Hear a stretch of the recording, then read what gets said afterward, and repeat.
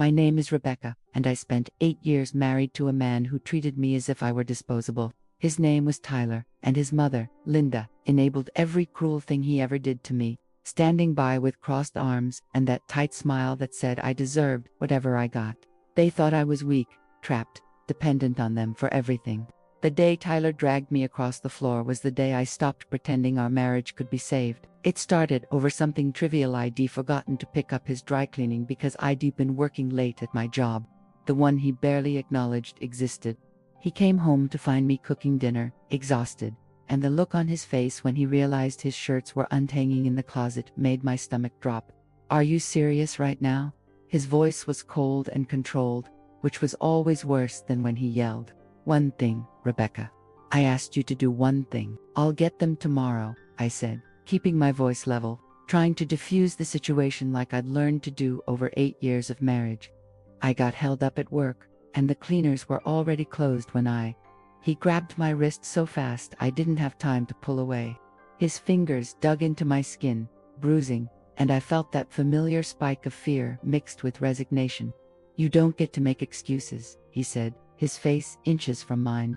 "You don't get to fail at the simplest tasks and act like it's okay." I tried to pull free, and that's when he yanked me forward, my feet slipping on the kitchen tile. I went down hard, my knees hitting the floor first, then my hands as I tried to catch myself. He didn't let go of my wrist. He dragged me out of the kitchen, through the living room, my body sliding across the hardwood floor. I'd refinished myself last year. "Tyler, stop. You need to learn," he said, his voice still terrifyingly calm.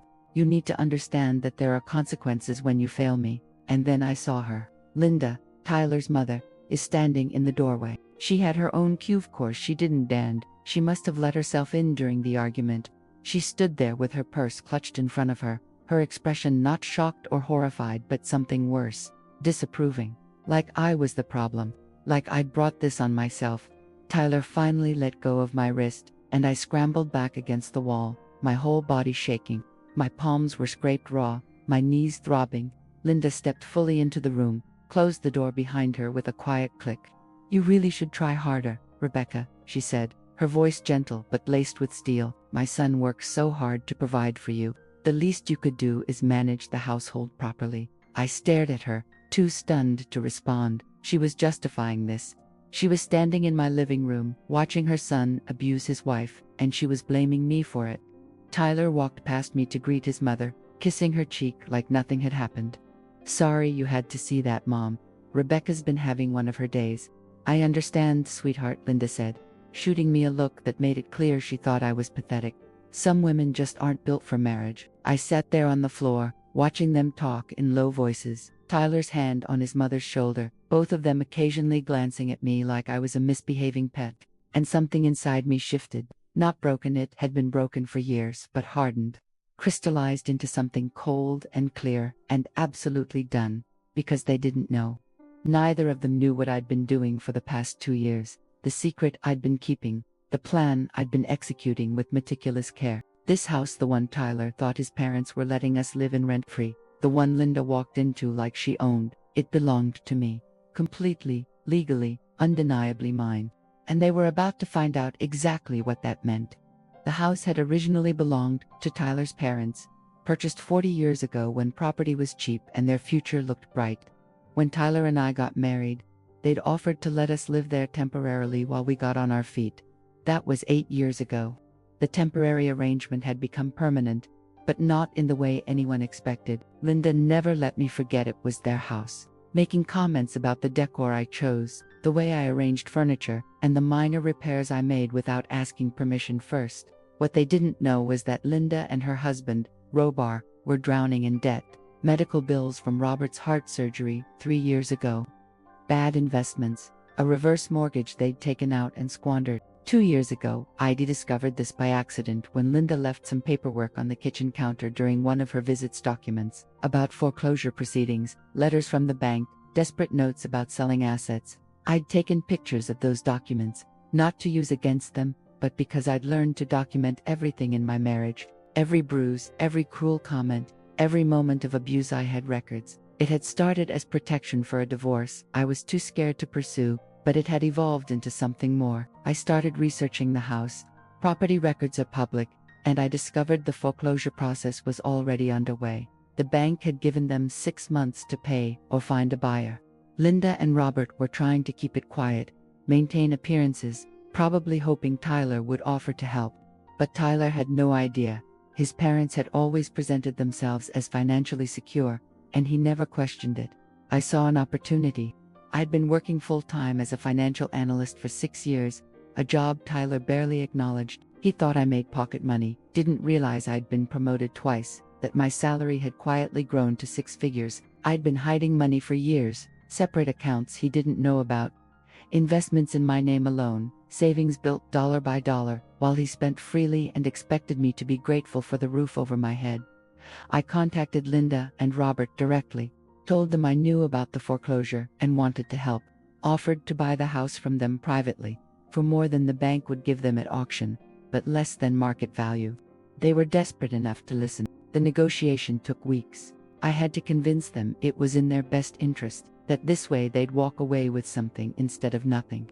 I structured it as a private sale with installment payments, all perfectly legal, all documented through my lawyer-woman ID, been consulting secretly for months about divorce proceedings I had not yet filed. The key provision was that Tyler couldn't know. Linda and Robert agreed, partly because they were ashamed of their financial situation, partly because I convinced them it would be a surprise for Tyler, a gift that would strengthen our marriage. They wanted to believe that narrative. It was easier than admitting their son was abusive and their daughter-in-law was planning an escape. I made the payments over 18 months, every dollar documented, every transaction recorded. Tyler never noticed the money leaving my accounts because he never looked at my finances. He had no access to my accounts, no idea what I earned, and no concept that I had resources independent of him. The deed was transferred to my name 6 months ago. The house was mine legally, completely, with no mortgage, no liens, nothing tying Tyler or his parents to the property. I'd paid in full. Linda and Robert had agreed to keep quiet until I was ready to tell Tyler. I think part of them knew what was really happening, knew I was building an exit strategy, but they were complicit because they'd gotten their money and could pretend everything was fine. For 6 months, ID lived in my own house with a husband who abused me and a mother-in-law who enabled him. And neither of them had any idea the ground had shifted beneath their feet. The night Tyler dragged me across the floor, the night Linda stood by and blamed me for it, I made my decision. I was done waiting. I was done being afraid. I was done pretending this house wasn't mine. The morning after Tyler dragged me across the floor, I took pictures of my bruises, the scrapes on my palms, the deep purple marks on my wrist in the exact shape of his fingers, the swelling on my knees. I documented everything with timestamps and added the photos to the encrypted folder I'd been maintaining for years. Then I went to work like nothing had happened, covering the bruises with long sleeves and a professional smile. At lunch, I met with my lawyer, Jennifer. She'd been helping me prepare for divorce for the past year, but now we were accelerating the timeline. I showed her the photos, told her about Linda watching and doing nothing, and explained that I was ready to move forward. "You're sure?" Jennifer asked, her expression serious. "Once we file, there's no going back. Tyler will know everything about the house, about your finances, about the evidence you've gathered, I'm sure," I said, and I meant it. I want him out. I want them both out. Jennifer nodded and pulled out a folder. "Then here's what we're going to do." The plan was precise and legal and designed to give Tyler no room to maneuver. Jennifer would file for divorce, citing abuse, with photographic evidence and a detailed account of the incident from 2 nights ago. Simultaneously, I would serve Tyler with an eviction notice, perfectly legal since I owned the house, and he had no lease, no rental agreement, nothing protecting his right to stay. We'd also file for a restraining order, which would require Tyler to stay away from me and the property. It was aggressive, but Jennifer assured me it was necessary. "Men like Tyler don't leave quietly," she said. "We need to use every legal tool available to protect you." I also prepared to tell Linda. She didn't live in the house, but she needed to know she no longer had access, that her key wouldn't work anymore because I was changing the locks, that her Sunday visits were over. The timing had to be perfect. Jennifer would file the papers on a Friday afternoon, when courts were about to close, and Tyler wouldn't be able to respond immediately. I'd have a locksmith scheduled for that evening, and I'd arranged to stay with a friend for the weekend in case Tyler tried to confront me before the restraining order was served. I also contacted Linda and Robert, asking them to meet me at a coffee shop. They came looking nervous, and I understood why they'd been complicit in hiding the house sale from Tyler, and now they were worried about consequences. I'm filing for divorce, I told them quietly, watching their faces carefully. And I'm evicting Tyler from the house I own, that you sold to me. Linda's face went white. Rebecca, you can't. I can, and I am. I interrupted. You took my money. You signed the deed over to me. The house is legally mine, and Tyler has no claim to it. Robert looked sick. He's going to blame us. Probably, I agreed. But that's between you and your son. I've done nothing illegal. Everything was above board. You made a business decision to sell me your house. And now I'm deciding to end my marriage and reclaim my property. Linda's shock was morphing into anger. After everything we've done for you, done for me, I felt my own anger rising, cold and sharp. You watched your son drag me across the floor. You stood in my living room and told me I deserved it. You've enabled his abuse for 8 years, and you dare to act like your victims here. Silence. Robert wouldn't meet my eyes. Linda's hands were shaking. I'm telling you this as a courtesy. I continued. Tyler will come to you when this happens. He'll be angry and confused and looking for someone to blame. I don't care how you handle that, but I want to be clear. If either of you tries to interfere with the divorce, if you harass me or contact me or try to help Tyler in any way, I will pursue legal action. Do you understand? They nodded, silent, defeated. I stood up, leaving them sitting in that coffee shop, and I felt lighter than I had in years. Jennifer filed the divorce papers at 4:47 p.m. on a Friday. By 5:30 p.m., Tyler had been served at his office. By 6 p.m., my phone was exploding with calls and texts that I didn't answer. By 7 p.m., the locksmith had changed every lock on the house, and I was at my friend Sarah's apartment, watching Tyler's increasingly unhinged voicemails pile up. You can't do this, one message said. That's my house. My parents' house. You have no right. Delete. Pick up the phone. Rebecca, we need to talk about this like adults. You're being crazy. Delete. I swear to God, if you think you're taking anything from me, you're wrong. I'll fight this. My mother has a lawyer. Delete. The restraining order was served Saturday morning. Tyler violated it by noon, showing up at the house and pounding on the door, shouting that I couldn't lock him out of his own home. A neighbor called the police. Tyler was arrested, spent the night in jail, and was released with a stern warning that another violation would result in serious charges. Linda called me on Sunday morning. I almost didn't answer, but curiosity got the better of me. How could you do this to him? Her voice was shaking with rage. He's devastated. He has nowhere to go. You've destroyed him. He destroyed himself, I said calmly. And you helped him do it. Every time you made excuses for his behavior, every time you blamed me for his abuse, you enabled him. This is the consequence. That house was supposed to be his inheritance. That house was being foreclosed on. I interrupted. I saved it. I bought it with my money. Money I earned while your son told me I was worthless. The house is mine, Linda. Legally, undeniably mine, and Tyler has no claim to it. We'll sue you. For what? Buying property legally. You sold it to me. You signed the deed. You took my money. There's nothing to sue for. You made a deal, and now you regret it. That's not my problem. I heard her crying, then the line went dead. The divorce proceedings moved faster than I expected. Tyler tried to fight, claimed he deserved half the house despite having no legal ownership, and argued that I'd deceived him, but Jennifer had prepared for everything. We had the deed showing sole ownership in my name, documentation of the purchase from his parents, proof that Tyler had never contributed to the mortgage or property taxes because there was no mortgage and I'd paid all the taxes.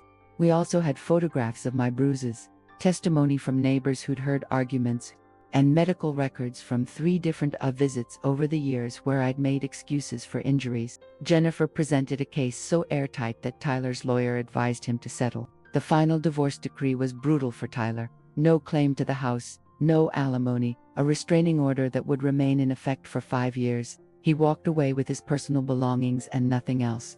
Linda tried to contact me one more time, leaving a voicemail asking if we could work this out as a family.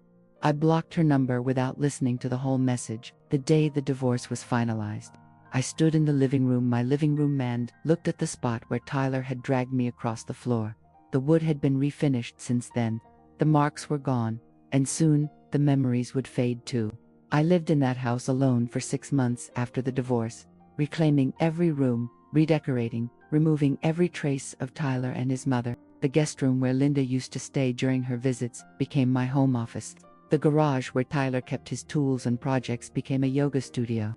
The kitchen where he'd grabbed my wrist became my favorite room, filled with light and plants and the smell of bread I baked on Sunday mornings. I threw a party when the restraining order was still in effect, invited friends I'd distanced myself from during the marriage, filled the house with laughter and music and joy. People kept asking me how I was doing, expecting me to be sad or angry or broken. I was none of those things. I was free. Sarah, who'd let me stay with her during the worst of it, pulled me aside during the party. "I need to know," she said. "How long were you planning this?" 2 years, I admitted. From the moment I found out about the foreclosure. I saw a way out, and I took it. "That's the most badass thing I've ever heard," Sarah said, and we clinked our wine glasses together. I eventually sold the house. Not because I had to, but because I wanted a completely fresh start, somewhere Tyler had never been, somewhere Linda had never criticized my decorating choices, somewhere with no memories of being dragged across the floor. I bought a condo downtown with the profit, something modern and bright with floor-to-ceiling windows and a doorman who would never let Tyler or Linda pass the lobby. I furnished it exactly how I wanted, with no one to tell me the colors were wrong, or the art was too expensive, or that I was wasting money. I also started volunteering at a domestic violence shelter, helping women navigate the legal system, sharing my story when it was helpful. I showed them that escape was possible, that you could plan in secret, that financial independence was the key to freedom. A year after the divorce, I ran into Robert at a grocery store. He looked older, tired, and when he saw me, he hesitated like he might turn around and leave. "Rebecca," he said finally, awkwardly. "How are you?" "I'm well," I said honestly. "You?" He shrugged. "Linda and I separated. Everything with Tyler, it brought up a lot of issues. She blamed me for selling you the house. I blamed her for enabling him. It got ugly." I felt a flicker of something that might have been sympathy. "I'm sorry to hear that. Are you?" he asked, not unkindly. "I wouldn't be, if I were you." "I'm not sorry about the divorce," I said. "I'm not sorry about the house. But I never wanted to destroy your family. I just wanted to save myself." "You did," Robert said quietly. "And maybe, maybe we all needed to face some truths. About Tyler. About how we raised him. About what we let him become." We parted awkwardly, and I never saw him again.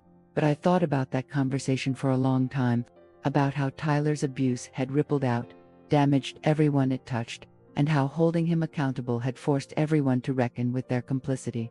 I don't hate Tyler anymore. I don't hate Linda. I don't even think about them most days. They're just people I used to know, people who hurt me, people who lost the right to be part of my life. The woman Tyler dragged across the floor doesn't exist anymore. She was scared and trapped and convinced she deserved the abuse. The woman I am now, she owns her own home, makes her own choices, refuses to be diminished or controlled by anyone. Tyler and Linda thought they could break me. They thought I was weak, dependent, powerless. They stood in a house they believed belonged to them and treated me like I was nothing. They were wrong about all of it. And by the time they figured that out, I'd already won.